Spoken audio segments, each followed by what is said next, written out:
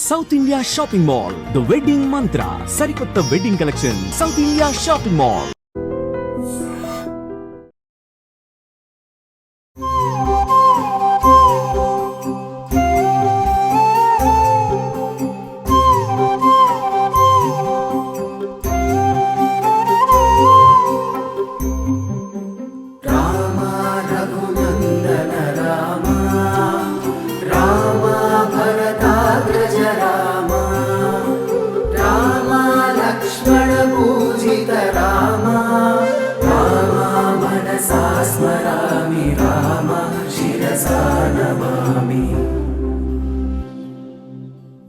నమస్కారం, welcome to I dream ధర్మ మార్గం విత్ విజిత కార్యక్రమానికి స్వాగతం.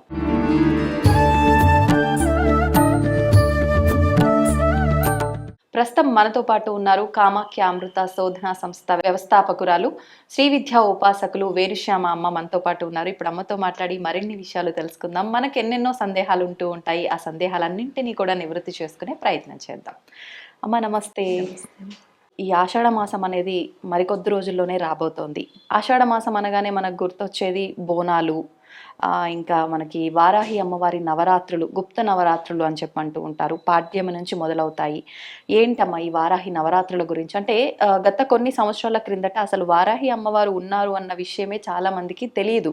కానీ ప్రస్తుతం ఒక 2-3 సంవత్సరాలు అనుకుంటా ఎక్కువగా వాడుకలోకి వచ్చింది. ఎందుకని అంటే అమ్మవార్లు దేవతలు కూడా గుప్తంగా ఉంచాలా, కొద్ది రోజులు రహస్యంగా పెట్టి మళ్ళీ బయటకు వచ్చి పూజలు అందుకోవడం ఏంటి? దీని వెనకాల ఏదో ఒక రీజన్ ఉండే ఉంటుంది కదమ్మా, ఆ ఆంతర్యం ఏంటో తెలియజేయండి. మామూలుగా శ్రీ విద్య ఉపాసన అన్నది చాలా ఏంటి అంటే కొంతమందే నేర్చుకోవాలి అని చెప్పారు. దానికి కారణం ఏమిటి అంటే కొంతమందే నేర్చుకోవాలి అంటే వాళ్ళే నేర్చుకోవాలి అని కాదు. అందుకే లలితా సహస్రాలను కూడా రహస్యనామాలు. రహస్యము అంటే ఏంటంటే శోధించు, లోపలికి వెళ్ళు, చూడు, అంటే అక్కడ అన్ని జ్ఞానమే అన్నమాట. ఆ జ్ఞానం అని మనకి తెలియాలి అంటే ఏం చేయాలి? అది గుప్తం అంటే దాయమని కాదు, అందరికీ తెలియకుండా దాయడం కాదు. ఇప్పుడు ఏంటి మామూలుగా మనిషికి ఏంటంటే క్యూరియాసిటీ అంటారు, మీకు తెలిస్తే. క్యూరియాసిటీ అంటే నాకు అన్నీ తెలిసేసుకోవాలి అని ఒక ఆశ. కానీ అది ఏమిటవుతుంది అంటే అన్నీ తెలుసుకోవాలని ఆశని వాళ్ళు అనుకుంటున్నారు. కానీ దేని గురించి తెలుసుకుంటున్నాను అని ప్రశ్నించుకుంటే మీ విషయాలన్నీ తెలుసుకోవడంలో నాకు జిజ్ఞాస ఉంది అంటే అర్థమైందా? దాన్ని క్యూరియాసిటీ అంటారు. కానీ నిజమైన జిజ్ఞాస అంటే అర్థం ఏమిటి అంటే నాలో వచ్చిన ప్రశ్నలకి సమాధానం నేనే వెతుక్కోవడం. అంతేగాని పక్కవాడిని సెర్చ్ చేయడాన్ని క్యూరియాసిటీ అనరు, జిజ్ఞాస అనరు. నన్ను నేను సెర్చ్ చేసుకోవడానికి జిజ్ఞాస అంటారు. ఈ వారాహి అయినా, రాజశ్యామల అయినా, లలిత అయినా ఇవన్నీ శ్రీ విద్యా ఉపాసనకి సంబంధించిన దేవతలు. అందువల్ల ఏంటి అంటే వాటి గురించి తెలుసుకోవాలి అంటే గుప్తం అంటే దాయమని కాదు, లోపలికి వెళ్ళి నువ్వు ఎంత. అదే లలితా శాస్త్రంలో కూడా మీరు చూస్తే 180 అయిపోయిన తర్వాత అభ్యాసాతిశయ జ్ఞాత షడద్వాతీత రూపిణి అని అంటారు. అంటే అర్థం ఏమిటి అంటే అభ్యాసం ఎంత చేస్తే అంత నీకు కొత్తగా కనిపిస్తూ ఉంటుంది, అంటే అంత తెలుస్తూ ఉంటుంది, అంత అర్థం అవుతుంది. జ్ఞానం అంటే అంతే కదా. ఇప్పుడు మీరు ఒక విషయమే ఉంది, దాన్ని ఈ రోజు ఒకలా చూస్తారు, రేపు పొద్దున మీరు అది చేయడం మొదలు పెట్టేసరికి మీకు అందులో అనుభవం వస్తే ఇప్పుడు సపోజ్ చూడండి, చిన్నప్పుడు ఫస్ట్ టైము మామూలుగా ఒక స్త్రీ వంట చేయడం మొదలుపెట్టింది అనుకోండి, ఆ వంట ప్రాసెస్ ఎలా ఉంటుందంటే దీని తర్వాత ఇచ్చేయాలి, దీని తర్వాత అంటే ఒక స్టెప్ వైజ్ మేనర్లో చేసుకోవాల్సి వస్తుంది. అదే ఒక 25 ఇయర్స్ వంట చేశారనుకోండి, ఈ స్టెప్స్ ఏమైనా ఉంటాయా? చాలా ఫాస్ట్, అంటే క్విక్గా. అప్పుడేమో గంటన్నర చేసేది కాస్త ఇప్పుడు పావు గంటలో అయిపోతుంది. ఎందుకు? అది ఏం చేయాలి అని అలవాటు, మనకు ఆ జ్ఞానం వచ్చింది. అంటే అభ్యాసం చేసిన కొద్దీ వచ్చేదాన్ని జ్ఞానం అంటారు. ఇక్కడ లలితమ్మ కూడా ఏంటి అంటే చెయ్యగా చెయ్యగా చెయ్యగా చెయ్యగా ఇంకా ఇంకా ఇంకా బాగా అర్థం అవుతుంది. ఆ ప్రాసెస్ లోనే ఇక్కడ వారాహి అంటే అర్థం ఏమిటి అంటే మామూలుగా వారాహి అన్న పదానికే అర్థం ఆవిడ ఏంటిట అంటే పంది లాంటి మొహం కలిగినది. ఆ ముఖం యొక్క అర్థం ఏమిటి అని ప్రశ్నించుకుంటే అసలు దేన్నైనా అంటే భూమి మొత్తాన్ని మోసిన తల్లి ఆవిడ. అంటే విష్ణుమూర్తి వరాహ రూపం ఎత్తినప్పుడు ఈ శక్తి ఏదైతే ఉందో వరాహస్వామి శక్తే ఈ వారాహి అవడం వల్ల అంటే ఈ భూమి యొక్క భారం మొత్తం ఆవిడ మోస్తోంది. ఇవి ఆషాఢ మాసంలోనే రావడానికి కూడా కారణం ఏమిటంటే మీరు చూస్తే భూమి మీద పాడి పంటలు పండించుకుంటాం. రైతు అప్పుడే భూమిలో ఇవన్నీ వేస్తారు. అంటే మొలకలు వేసి విత్తనాలు, ఎందుకంటే ఆ టైము కరెక్ట్‌గా. అంటే ఆ టైంలో అందుకే ఆవిడ చేతిలో ఒకటి నాగలి ఉంటుంది. ఆ నాగలి హలము అంటే అర్థం ఏమిటి అంటే ఆ దున్నడం. అంటే ఈ భూమి మొత్తాన్ని ఈవిడ ఏం చేస్తోంది? వ్యవసాయం. ఆ వ్యవసాయం అంటే కూడా మళ్ళీ ఏంటంటే మన లోపల చాలా అక్కర్లేని కలుపు మొక్కలు బోళ్ళుంటాయి. ఆ కలుపు మొక్కలన్నిటినీ ఏం చేస్తుంది? ఈవిడ ఏరి పారేస్తుంది. అందుకని దాన్ని గుప్త నవరాత్రులు అని చెప్పడానికి. అంటే మన లోపల ఉన్న కలుపు మొక్కలన్నిటినీ తీసేసి ఈ పంటని, అందుకే లలితా సహస్రంలో కూడా ఒక నామం ఉంటుంది, మహాపద్మాటవి సంస్థ కదంబవన వాసిని. మహాపద్మాటవి అంటే ఏంటంటే 7 మహాపద్మాలు ఉన్నాయట. ఈ పద్మాలు కనుక ఓపెన్ అయ్యి ఉంటే మనకంటే మన దగ్గర ఎన్ని స్ట్రెంగ్త్లు ఉన్నాయో మనకి తెలుస్తుంది. అవే మొగ్గల్లా ముడుచుకుపోవడానికి కూడా కారణం ఏంటంటే మనం పుట్టినప్పుడు అవి ఓపెన్గానే పుడతాం. కానీ మన చుట్టూ ఉన్న వాతావరణాలు, పెరిగిన పరిస్థితులు, మనకు వచ్చిన ఫ్యామిలీ, లేకపోతే ఫ్రెండ్స్, పూర్వజన్మలో మనం చేసినవి, ఇవన్నీ కలిపి ఏం చేస్తామంటే అక్కర్లేనివన్నీ అంటించుకుని ఆ పువ్వుల్ని కాస్త మొగ్గల కింద మార్చేస్తాం. ఎందుకంటే మూసుకుపోతున్నాం. చుట్టూ ఏం చేస్తాం? చిన్న చిన్న మొక్కలన్నిటినీ పెట్టేసుకుంటున్నాం. ఆ మొక్కలు వచ్చేసరికి పువ్వు ఇలా విచ్చుకోవడానికి అవకాశం లేక అది బడ్లా అయిపోతుంది మొగ్గలాగా. ఎప్పుడైతే మొగ్గలా అయిపోయిందో మనకేంటి అంటే పూర్తిగా మన దగ్గర ఉన్న స్ట్రెంగ్త్లన్నీ మనమే ఏం చేస్తున్నాం? వీక్నెస్ మార్చుకుంటున్నాం. అలాంటి వీక్నెస్లు ఉన్న స్థితిలో ఈవిడ శక్తి. అందుకే విశుక్ర ప్రాణహరణ వారాహి వీర్యనందిత. విశుక్రము అంటే ఏంటి? శుక్రము లేకపోవడం. శుక్రం అంటే ఏంటి అంటే మన స్ట్రెంగ్త్. అంటే తండ్రి యొక్క వీర్యంతోనే మనకి శక్తి అన్నది వస్తుంది. ఇక్కడ విశుక్రము అంటే ఆ శక్తి లేకపోవడం. ఈవిడ ఏం చేస్తుంది? ఆ శక్తి లేని తనాన్ని ఏం చేసిందిట? తీసేసి ప్రాణహరణ. అప్పుడు మనకి ఏమొస్తున్నట్టు? ఆటోమేటిక్ గా మనకి ఎనర్జీ వచ్చేస్తుంది. అంటే ఆ శక్తినిచ్చే తల్లే ఈ వారాహి. అమ్మ, మరి అంత శక్తినిచ్చే తల్లిని అందరూ పూజించడానికి వీల్లేదు. ఉపాసనా పరులు ఎవరైతే ఉన్నారో వాళ్ళు మాత్రమే పూజించాలి. అమ్మవారిని గుప్తంగా అంటే అర్ధరాత్రులు మాత్రమే పూజించాలి ఈ నవరాత్రుల్లో కూడా ప్రత్యేకించి. ఎందుకనమ్మా ఈ అన్ని నియమాలు? ఇవన్నీ ఎందుకు వచ్చాయి అంటే అమ్మవారు జ్ఞానానికి పూర్తిగా మన బుద్ధి అన్నదాన్ని ఆవిడ మార్చే తల్లి. ఆవిడ ఆజ్ఞాచక్రంలో ఉంటుంది. ఈ బుద్ధిని మారుస్తుంది. అందువల్ల ఏంటి అంటే అందుకే ఆవిడ కాశీకి క్షేత్రపాలిక. వారాహి పొగలు క్షేత్రపాలకుడి కింద కాలభైరవుడు ఉంటే రాత్రి ఈవిడ మొత్తం కాశీ క్షేత్రాన్ని కాపాడుతుంది. అందుకని రాత్రి ఉపాసన చేయమంటారు. ఎందువల్ల అంటే ఆవిడ మెళుకుగా సంచరిస్తూ ఉన్న టైంలో చేస్తే ఆ శక్తి ఇంకొంచెం ఎక్కువ వస్తుంది కాబట్టి రాత్రి చేయమని చెప్పడానికి రీజన్ అది. కానీ చాలా మంది ఏమంటారు అంటే మనం సాధారణంగా చూస్తుంటాము క్షుద్ర పూజలు, తాంత్రిక పూజలు లాంటివే రాత్రి సమయంలో ఎవరికి తెలియకుండా చేస్తారు. కాబట్టి వారాహి అమ్మవారి పూజలు ఈ సమయంలో చేస్తున్నారు అనగానే ఇంకా ఈ అమ్మవారిని అందరూ పూజించొద్దు, ఇది తాంత్రిక విధానము, ఈ రకంగా ఒక పోకడలోకి వచ్చేసారమ్మా. అంతే కదా? అంతే. కానీ తంత్ర అంటే కూడా తప్పు కాదు అసలు అర్థం. అవునా? తంత్ర అన్న పదానికి అర్థం ఏమిటి అంటే తంత్ర అంటే టెక్నిక్ అని అర్థం. ఇప్పుడు మీరు ఒక పని చేస్తున్నారు, ఆ పని చేసే విధానం ఏదైతే ఉందో దాన్నే తంత్రం అంటారు. మీకు ఎగ్జాంపుల్ చెప్తాను. ఇప్పుడు సపోజ్ మనకు ఆకలేస్తోంది, అన్నం తిన్నాం. ఇప్పుడు నాకు ఆకలేస్తే నేను అన్నం తింటే నాకు కడుపు నిండుతుంది. కానీ నాకు ఆకలేస్తోందని చెప్పగానే మీరు అన్నం పెట్టుకు తిన్నారనుకో ప్లేట్లో, నా కడుపు నిండుతుందా? నిండదు. నాకు దాహం వేసేస్తోంది. అప్పుడు మీరు వాటర్ తెచ్చుకుని తాగారు, నాకేం నోరు ఆరిపోవడం తీరదు కదా. అంటే అర్థం ఏమిటి అంటే ఈ ఆకలేసినా దాహం వేసినా ఈ సృష్టిలో ఇంక ఏ ఎమోషన్ వచ్చినా సరే మీరు చేస్తే నాకేమీ ఫలితం రావటం లేదు. కానీ ఒక్క పూజ ఒక్కటే మీరు చూస్తే ఇప్పుడు మీ పేరుతో నేను చేసినా సరే మీకు ఫలితం వస్తుంది. అవును. అంటే అర్థం ఏమిటి? ఆ టెక్నిక్ అనమాట. అంటే నేను మంత్రం చదువుతున్నాను, నేను పూజ చేస్తున్నాను, కానీ మీ పేరు మీద చేసేసరికి మీకు ఆ శక్తి ఏమవుతుంది?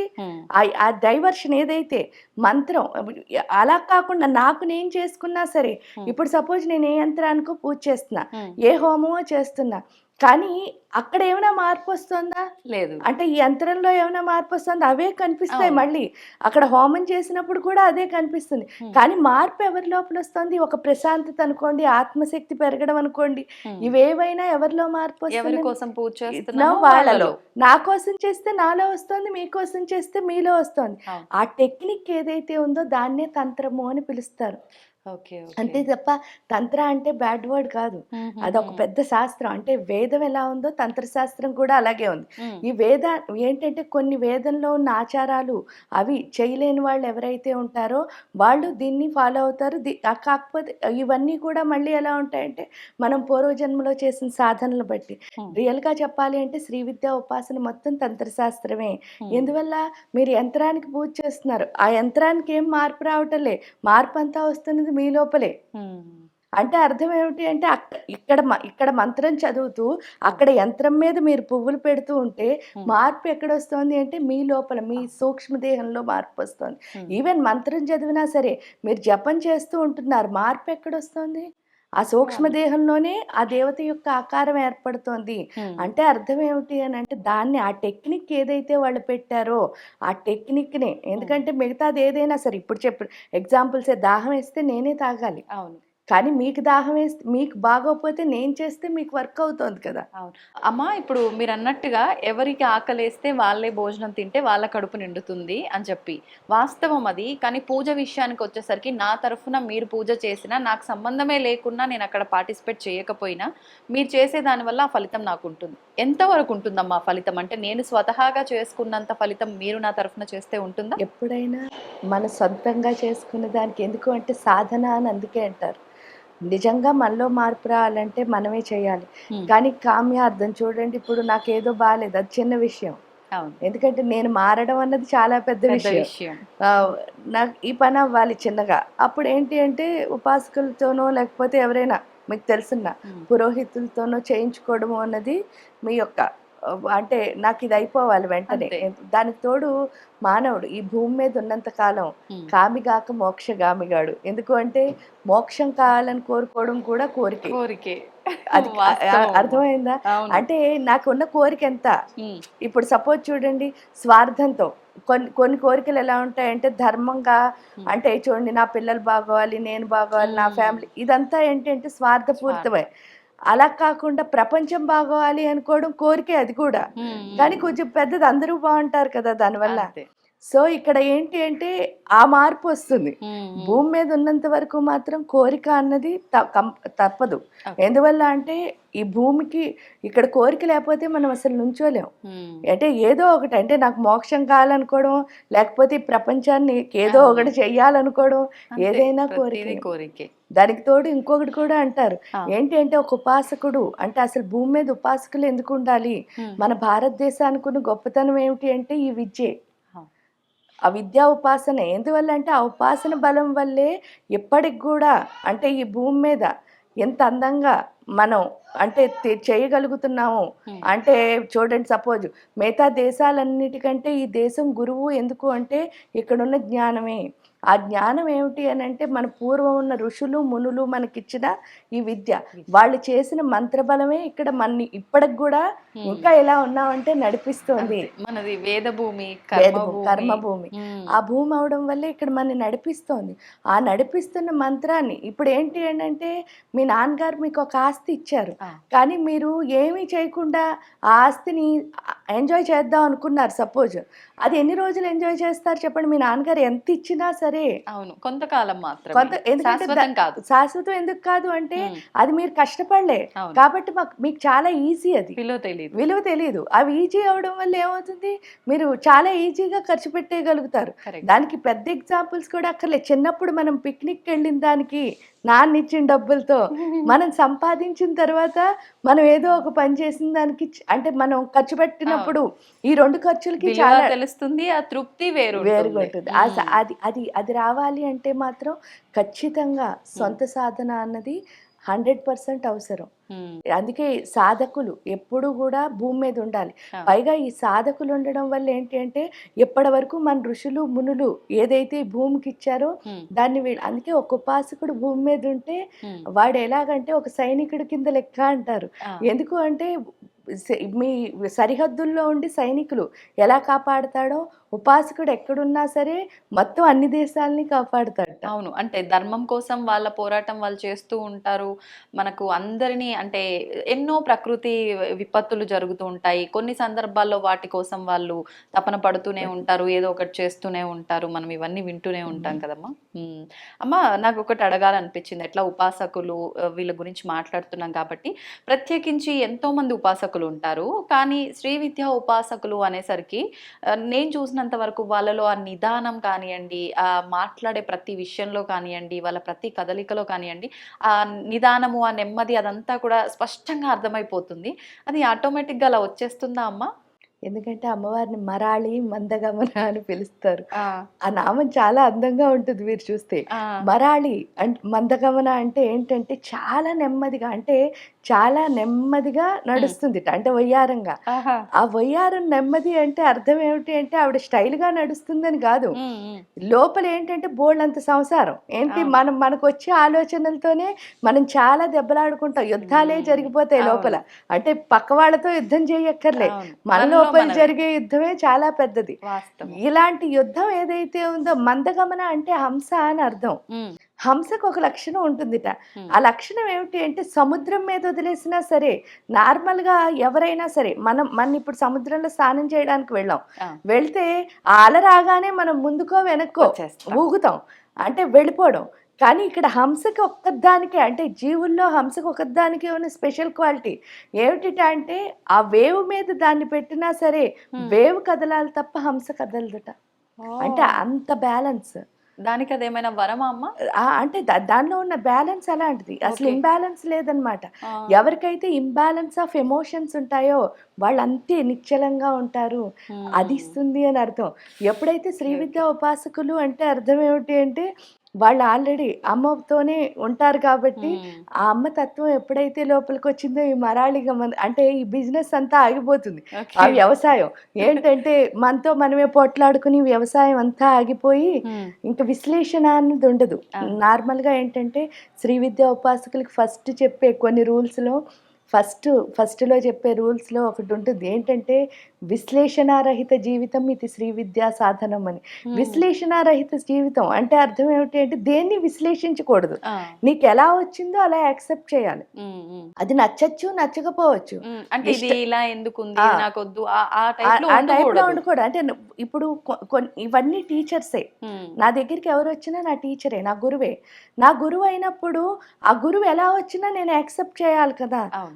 అంటే ఇప్పుడు ఒక మానవుడి రూపంలో రావచ్చు. ఉమ్, లేకపోతే ఒక చూడండి పులి, సింహం, అంతే. లేకపోతే ఏనుగు, ఆవు, ఏ రూపంలో అయినా పక్షి ఎలా వచ్చినా, మానవుల్లో కూడా కొంతమంది ప్రేమగా వచ్చి పలకరించొచ్చు. ఉమ్, మంచిగా బుజ్జగించి చెప్పేవాళ్ళు ఉండొచ్చు. అవును. కొంతమంది తిట్టేవాళ్ళు ఉండొచ్చు. ఉమ్, కొంతమంది చాలా కోప్పడేవాళ్ళు ఉండొచ్చు. అవును. కొంతమంది జెలసీ పడేవాళ్ళు ఉండొచ్చు. ఉమ్, ఏ రూపంలో వచ్చినా సరే ప్రతి దాని నుంచి నేను చేయాల్సిన పని మాత్రం ఉమ్, ఏమిటి అంటే నేర్చుకోవడం అన్నది శ్రీ విద్యలో నేర్పుతారు. అందువల్ల ఏంటంటే శ్రీ విద్యలో ఒకటే ఒకటి ఎన్నిసార్లు చూసినా సరే ఉమ్, ఒక పరిస్థితిని, అంటే ఇప్పుడు మీరు నేను బోల్డ్ సార్లు కలవచ్చు, అవును. కానీ ఫస్ట్ టైం కలిసినప్పుడు మన ఇద్దరి ఫీలింగ్స్ ఎలా ఉన్నాయో ఉమ్, మనం టిల్ ఎండ్ వరకు అలాగే ఉండాలి. ఉమ్, ఎందుకు కలిస్తే ఉండవు అని అంటే మన ఇద్దరం ఏదో ఒకటి మాట్లాడుకుంటూ ఉంటాం. అవును. అప్పుడు నాకు కొన్ని అర్థం అవుతాయి, మీకు కొన్ని అది ఎప్పుడు అర్థమైందో నా మైండ్లో ఏం మొదలవుతుంది, ఈవిడంటే ఇది ఆ, అని ఎప్పుడు మొదలైందో జడ్జ్ నెక్స్ట్ టైం చేయగలుగుతాం. మీతో మాట్లాడితే ఆ జడ్జిమెంట్ వచ్చేస్తుంది. ఉంటుంది. అది రాకూడదు. ఉమ్, ఎప్పుడు ఫస్ట్ టైం మిమ్మల్ని అమ్మలా చూసినప్పుడు చివరి అంటే మన చివరి వరకు మనం ఎప్పుడు అమ్మలాగే ఉండాలి తప్ప ఇంకోటి మన మధ్యలో రాకూడదు. అంటే దానికి ఏకైక సాధనం శ్రీ విద్య. అద్భుతం అమ్మ, నిజంగా. అది ఆవిడ ఒక్కరే నిజంగా చాలా చక్కగా అనిపిస్తుంది ఆ భావన. ఈ శ్రీ విద్యా ఉపాసకులతో మాట్లాడుతున్నప్పుడు స్వంత వాళ్ళతో నిజంగా మీరు అన్నట్టుగా అమ్మతోటే మాట్లాడుతున్నాము అని, అక్కడ మగవారే ఉండని ఆడవారే ఉండని అమ్మతో మాట్లాడుతున్నాం అనే ఫీలింగే వస్తుంది. అంటారు కదా, అమ్మ ఆ లాలన అదంతా కూడా ఎవ్వరికి రాదు అని, కానీ ఇది ఇక్కడ బ్యాలెన్స్ అవుతుందేమో అనే అంత భావన కలుగుతుంది నిజంగా. అమ్మ, మళ్ళీ మనం వారాహి అమ్మవారి టాపిక్ వస్తే, ఇప్పుడు ఎలాగూ మనకు నవరాత్రులు రాబోతున్నాయి. దశమహావిద్యలలో ఒకరే వారాహి అమ్మవారా, లేదు అని అంటే సపరేట్ గానా? ఈ వారాహి అమ్మవారిని మనం ఈ గుప్త నవరాత్రుల్లో ఏ రకంగా ఆరాధించాలి? ఇందాక మీరు అన్నారు మనకు ఒక ధైర్యం, ఒక శక్తి రావాలి అని అంటే అమ్మవారిని మనం ఆరాధించాలి, మనలో ఉన్న ఆ దుర్గుణాలు బయటికి తీసేసేది వారాహి అమ్మ. ఇంకా ఎటువంటి వాటికి మనం ప్రత్యేకించి, అంటే పలానా ఒక సమస్యతో వీళ్ళు బాధపడుతున్నారు అని అంటే దానికి మనం వారాహి అమ్మవారిని కనుక ఆరాధిస్తే బాగుంటుంది. అది ప్రత్యేకించి అమ్మవారి నవరాత్రులు ఎలాగో వస్తున్నాయి కాబట్టి అప్పుడు ఎలా ఎలా ఆరాధించవచ్చు అంటారు? వారాహి అంటే కిరిచక్ర రథారూఢ దండనాథ పురస్కృత. ఈ కిరిచక్రము అంటే అర్థం ఏమిటి అంటే మన ఈ ఆజ్ఞాచక్రం సహస్రార ఏదైతే ఉందో, ఎందుకంటే థాట్స్ అన్నవి ఎక్కడి నుంచి వస్తున్నాయి అంటే ఈ 2 చక్రాల్లోనే ఉంటాయి ఆలోచనలు. ఈ దండనాథుడు అంటే అర్థం ఏమిటి అంటే చాలా మంది రాక్షసులు ఎక్కడున్నారు, ఈ లోపలే. మనకు వచ్చే ఆలోచనే రాక్షసుడు. అంటే ఈ చెడ్డ ఆలోచనలు తీసేసి మంచి ఆలోచన ఎవరైతే ఇస్తారో అదే వారాహి. ఎందుకు అంటే మనకి బుద్ధి ఫస్ట్ పనిచేయకపోతే ఏంటి అంటే మానవుల్లో దృష్టి లోపం ఉంటుంది. ఆ దృష్టిలోపం అంటే ఏంటంటే ప్రతి దాన్ని కూడా ఏమనుకుంటాం అంటే నేనేమనుకుంటే అదే వాళ్ళు అని మనకి ఒక ఐడియా వచ్చేసి ప్రతి దానికి అలా చేయడం వల్ల సిచ్యువేషన్ ని మనం ఎంజాయ్ చేయలేం. అంటే ఏ సిచ్యువేషన్ ని ఎంజాయ్ ఎందుకు చేయలేమంటే వాళ్ళే ఇప్పుడు నేను మిమ్మల్ని ఒకలా అనుకున్నాను అనుకోండి, మీరు నాతో ఎంత ప్రేమగా బిహేవ్ చేసినా నేను అనుకున్నదే నాకు కనిపిస్తుంది తప్ప ఈ ప్రేమ అసలు కనిపించదు. ఎందువల్ల అంటే నేను ఆల్రెడీ అనేసుకున్నాను కాబట్టి. ఇక్కడ వారాహి ఏం చేస్తుందంటే మనలో ఉన్న కన్ఫ్యూజన్ ఏదైతే ఉందో ఆ థాట్ కన్ఫ్యూజన్ అన్నది తీసేస్తుంది. ఎప్పుడైతే తీసేసిందో మనకు ఒక క్లారిటీ అన్నది లైఫ్ లో వస్తుంది. అప్పుడు ఏం అర్థమవుతుంది అంటే వన్నెస్. అసలు ఇది ఇక్కడ ఇది 2 లేవు, ఇదంతా ఒక్కటే. ఎప్పుడైతే ఒక్కటని అర్థమైందో అప్పుడు నన్ను నేను జడ్జ్ చేసుకోను, నా గురించి నేను తప్పుగా అనుకోను, నా గురించి నేను అంటే ప్రేమే కదా నన్ను నేను ఎప్పుడైతే ఆ యాక్సెప్టెన్స్ అన్నది వచ్చిందో ఇంకా తర్వాత నుంచి మనం ఏం చేసినా సరే. ఎందువల్ల అంటే వారాహి అంటేనే మనలో ఉన్న ఆలోచన అన్నదాన్ని మారుస్తుంది, అంటే బుద్ధిని మార్చేస్తుంది.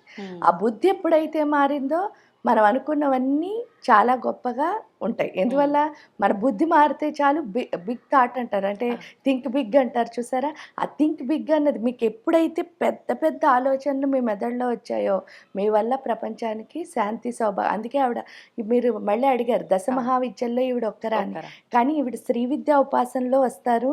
దశమహావిద్యల్లో బగళాముఖి ఎనర్జీ ఈవిడది ఇంచుమించు ఒక్కటే, కానీ బగళాముఖి ఈవిడ అంటే ఆవిడకి బగాళాముఖి అని పెట్టారు, ఈవిడికి ఇది పెట్టారు. ఆ 2 ఒక్కటే నిజం చెప్తే శక్తులు ఒక్కటే, పేరు వేరు. బట్ శ్రీ విద్యా ఉపాసనలోనే వారాహి అమ్మవారు వస్తారు. దశమహావిద్యల్లో ఉందా అంటే అక్కడ బగళాముఖి కింద కొలుస్తాం. శ్రీ విద్యా ఉపాసనకు వచ్చేసరికి ఈవిని వారాహి అని మనం పిలుస్తాం. ఏదైనా కూడా 2 ఒక శక్తి. అమ్మ ఏంటి అంటే కాలస్వరూపిణి, అందుకనే ఆజ్ఞాచక్రంలో ఉంటుంది. కాలస్వరూపిణి అయ్యుండి మన ఏంటి అంటే వర్తమాన కాలంలో అంటే టైం విలువ నార్మల్గా ఏంటంటే మనిషి ఎందుకు వెనక్కి వెళ్తాడు అంటే టైం విలువ తెలియక. టైం విలువ ఎందుకు లేదండి, నాకు బోల్డ్ అంత విలువ ఉంది అనుకుంటాం, కానీ మనం అయితే భూతకాలం లేదా భవిష్యత్ కాలం, ఆ 2 కాలాల్లో ఉండడం వల్ల ఏమవుతుంది అని అంటే వర్తమాన కాలాన్ని మనం మిస్ అయిపోతున్నాం. అంటే టుడే మనకి లేదు, టుడే ప్రస్తుతాన్ని మనం కోల్పోతున్నాం. ఎప్పుడు కోల్పోయా ఎంజాయ్మెంట్ లేదు. ఎందుకంటే మీరు ఇక్కడ కూర్చొని మన ఇద్దరం మాట్లాడుకుంటుంటే నేనేమో అయిపోయిన దాని గురించి ఆలోచించుకుంటా, లేకపోతే అమ్మో తర్వాత ఎలాగా అనుకున్నాను. ఈ 2 వల్ల నేను ఇక్కడ ఉన్నదాన్ని కాస్త ఏం చేస్తున్నాను, పాడు చేసేసుకుంటున్నాను. దానికి కారణం కూడా ఏం లేదు, మనందరం అమ్మ పొట్టలోంచి వస్తాం. చిన్న కథ ఇది, కాకపోతే మన జీవితంలో ఉన్న కథే. అందరం అమ్మ పొట్టలోంచి ఉన్నప్పుడు ఏమవుతుంది అంటే 9 నెలల కాలం ఇంత గుడ్డులా మొదలవుతున్నాం. పాప బాబో ఒక మోచేయంత అవుతే బయటకు పంపించేస్తున్నారు 9 నెలలు అయ్యాక. ఈ 9 నెలలు అయిన తర్వాత బయటకు వచ్చి లోపు మీరు చూస్తే లోపల ఉన్నప్పుడు మన ఏమంటారంటే అమ్మ తిన్నదంతా బిడ్డకు వెళుతుంది అంటారు. అమ్మ తిన్నదంతా బిడ్డకు వెళుతుంది అంటే గ్రహణ శక్తి, అంటే అమ్మ తిన్నదంతా తీసుకునే శక్తి బిడ్డకుంది. కానీ అది నిజమా అని మనం ప్రశ్నించుకున్నప్పుడు బయటికి రాగానే ఫస్ట్ గురువు ఎవరని చెప్పారు అంటే తల్లి. ఎందుకు అంటే మనకి పాలు తాగడం నేర్పిస్తుంది. మరి గ్రహణ శక్తి ఉన్నప్పుడు మనకి నేర్పించాల్సిన పని ఏమిటి, ఎవరైనా అది అమ్మాయినా ఎవరైనా అంటే మనకి లోపల తీసుకోవడం రాదు.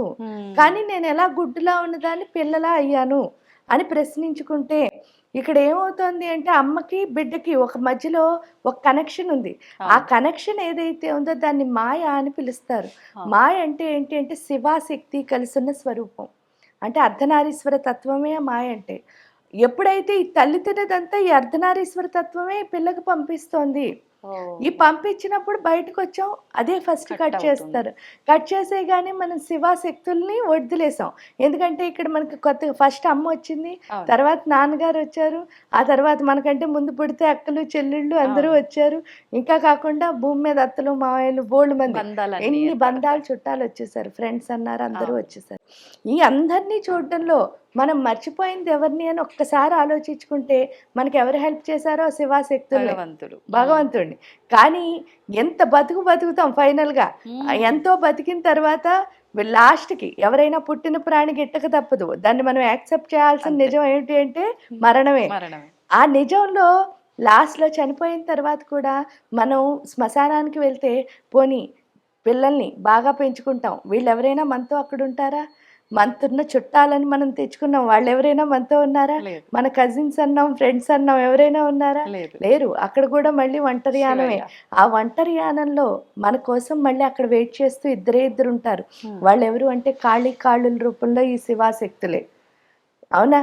అంటే ఈ లోపల ఎవరు లేనప్పుడు వాళ్ళిద్దరూ ఉన్నారు, అక్కడ ఎవరు లేనప్పుడు వాళ్ళిద్దరూ ఉన్నారు, మధ్యలో వీళ్ళందరూ వచ్చేసరికి మనం ఏమిటి అసలు పూజ చేయడమే మనకి రెండోది.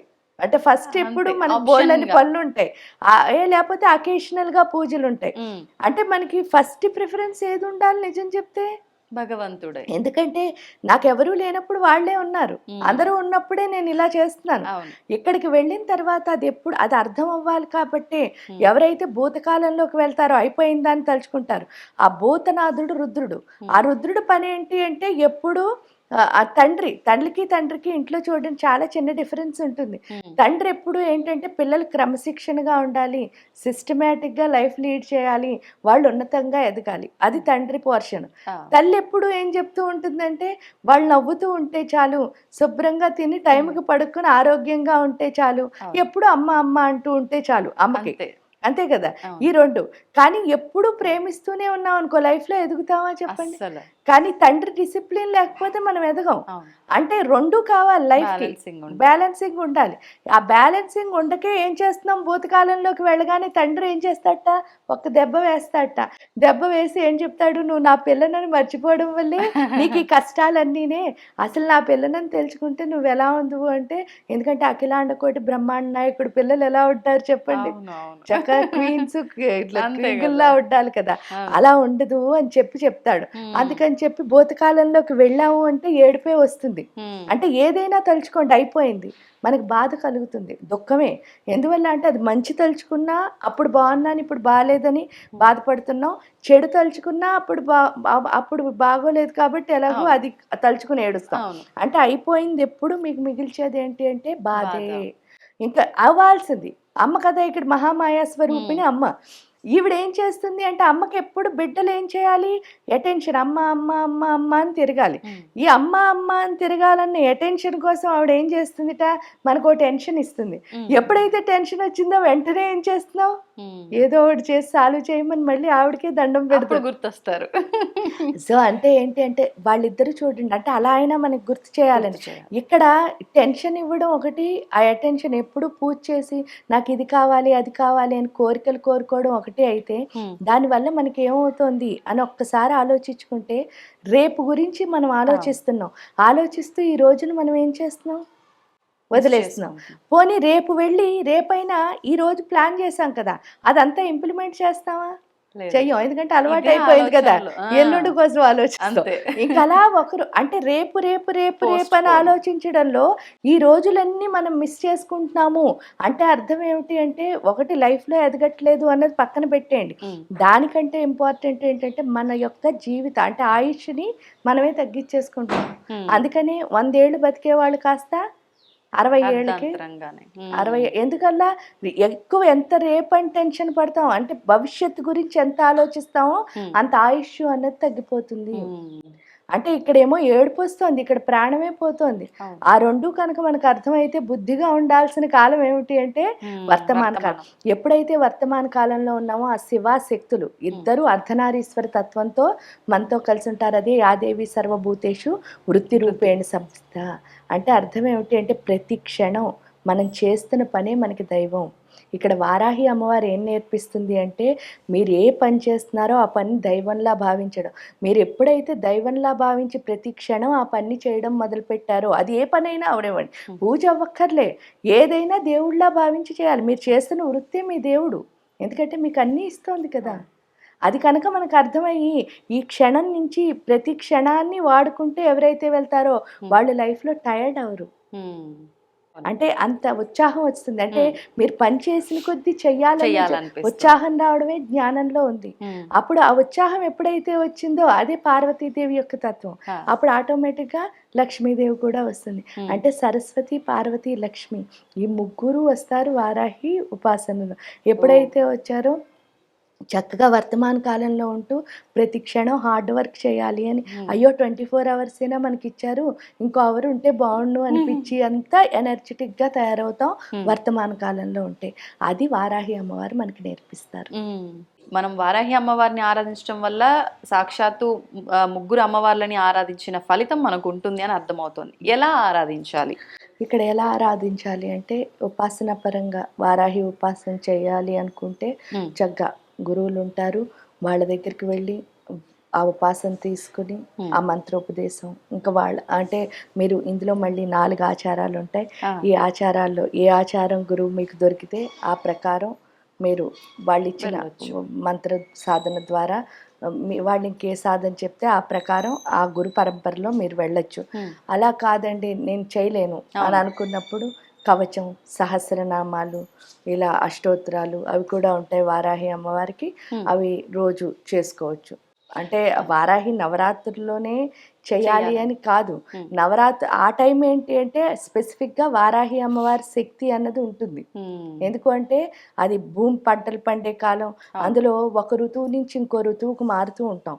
ఆ మారడం వల్ల ఏంటి అంటే ఆ టైంలో జలుబులు, జ్వరాలు ఇవన్నీ వస్తాయి. వారాహి అమ్మవారు స్పెసిఫిక్గా ఏంటి అంటే సప్త ధాతువుల్ని పరిరక్షిస్తుంది. ఈ మన లోపల ఉన్న 7 ధాతువుల్ని, ఈ 7 ధాతువులు ఎప్పుడైతే అంటే మీకు తెలుసు రక్తము, స్కిన్ను, ఎముకలు, మాంసము, ఆ మధ్య అంటే బోన్ మ్యారో, మేధస్సు, శుక్రము, వీటన్నిటిని ప్రొటెక్ట్ చేస్తుంది. 7టిని ఎప్పుడైతే రక్షణ ఇస్తుందో అంటే వాటి శక్తివంతం చేస్తుందో. ఎందుకంటే రక్తం చెడుగా ఉందనుకోండి, ఇప్పుడు మన లోపల ఉన్న రక్తమే చెడ్డగా ఉంటే ఏమవుతుంది అంటే హిమోగ్లోబిన్ తక్కువైంది, లేకపోతే అందులో ఏవో మంచి సెల్స్ లేవు ఇవన్నీ అంటారు కదా. ఎప్పుడైతే ఇంప్యూరిటీగా ఉందో రక్తం, మనలో కోరికలు అలా పుట్టగొడుగుల్లా పుట్టుకొచ్చేస్తాయి. అవి ఎప్పుడైతే పుట్టుకొచ్చాయో మనం శాంతిగా ఉండం, మన చుట్టూ ఉన్న ఎవరిని శాంతిగా ఉండడమో, దానివల్లే మనకు అనవసరమైన జబ్బులన్నీ వస్తాయి. అదే విధంగా ఎముకల్లో ఏంటి అంటే చాలా మొండితనం ఉంటుంది. ఎందుకంటే అవి చనిపోయిన తర్వాత కూడా కాలని పదార్థం ఏదైనా ఉంటే అదే. అంటే అర్థం ఏంటి, మన నిప్పుల్లో పెట్టి కాల్చినా సరే మన ఎముకలు కాలటం లేదు మీరు చూస్తే. అంత మొండి, ఆ మొండితనం ఏదైతే ఉందో దానివల్ల మనం ఎప్పుడు సుఖంగా ఉండలేము. ఎందుకంటే మనం ఉండం నేను అన్నదే నెగ్గాలి అని ప్రతిసారి అన్నాం అనుకోండి, చాలా మందిని మనం ఇబ్బంది పెడతాం. వాస్తవం. సో అంటే ఒక్కొక్క ధాతు ఏది బాగోపోయినా సరే దానివల్ల మనకి జబ్బులు రావడానికి కారణం అదే. ఏంటంటే మన బిహేవియరే మనకి జబ్బుల్ని తెస్తుంది. దాన్ని మార్చుకోవాలి అంటే వారాహి. ఎందుకంటే వారాహి ఉపాసనలోనే ఈ 7 ధాతువులలో ఉన్న ఇంప్యూరిటీ పోయి అవి మొత్తం స్ట్రెంగ్త్, అంటే అవి ఎలా ఉండాలో అంత ప్యూర్గా ఉంటాయి. ఎప్పుడైతే ప్యూర్గా ఉంటాయి, అందుకే అమ్మవారిని ఓజోవతి అని పిలుస్తారు. ఓజస్సు అంటే అర్థం ఏమిటి అంటే మామూలుగా కళ, అంటే కళ కాదు కాంతి అని అర్థం. అది ఏంటంటే మామూలుగా తేజస్సు అంటారు చూసారా, అలాంటిది కూడా కాదు, చాలా చాలా చాలా బ్రైట్గా, అంత కాంతివంతమైన, అంటే పూర్తి జ్ఞానంతో నిండిపోతుంది మొత్తం ఈ ఆజ్ఞా చక్రం అంతా. ఎప్పుడైతే జ్ఞానంతో ఉందో అప్పుడు అర్థమయ్యేది ఏంటి అంటే ఏ పుస్తకాలు చదివితే జ్ఞానం రాదు, మొత్తం పుస్తకం అంతా ఎక్కడుంది, లోపలే ఉంది. సాధన చేస్తే చాలు ఆటోమేటిక్గా వచ్చేస్తుంది. అది అక్కడ అర్థం అవుతుంది. అమ్మ వారాహి అమ్మవారికి కంద దీపం కూడా విశేషం అని చెప్పి విన్నాను, వాస్తవమేనా? దీపాలు ఏ దీపం అయినా గొప్పదే. ఎందుకు అంటే అసలు వెలిగించడమే గొప్పది. ఆవిడ ఏంటంటే జ్ఞానాన్ని వెలిగిస్తోంది మన లోపల. అవును. అందువల్ల ఏంటి అంటే నిజమైన దీపం అంటే కందనే ఎందుకు పెడుతున్నారండి అంటారు చూడండి, అది ఈ ఆజ్ఞా చక్రానికి ప్రతీక. అందువల్ల ఏంటి అంటే ఆ గట్టితనం ఏదైతే ఉందో అది ఆజ్ఞా చక్రానికి వచ్చింది అనుకోండి, ఇప్పుడు చెప్పిన కాలం. రెండోది ఏంటి అంటే మనకి ఇందాక చెప్పాను బుద్ధి.